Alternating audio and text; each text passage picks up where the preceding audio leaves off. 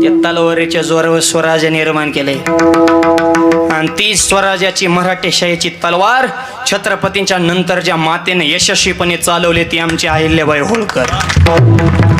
अहिल्या देवींची प्रतिमा लावलेली मराठेशाहीचं साम्राज्य भारत देशामध्ये प्रशासन योग्य पद्धतीने चालवण्याचं काम आमच्या अहिल्या देवीने केले. अहिल्या देवींच्या जीवनात दोनही बाबी होत्या.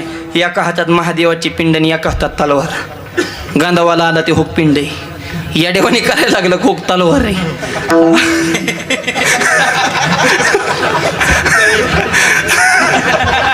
मऊ मेना होणे आम्ही विष्णुदास, पण वेळ आली तर कठीण वज्रास. फक्त हातात पिंड घेतलेली अहिल्याबाई ध्यानात ठेवू नका, तर त्या माऊलीच्या हातात तलवार सुद्धा होती हे ध्यानात ठेवा. 50 वर्ष भारताचा कारभार केला पण कधीच चोळीची मागे सरकू दिले नाही. बाई हातामध्ये महादेवाची पिंड होती म्हणून जीवनात कधी अपयश आलं नाही. त्यांचा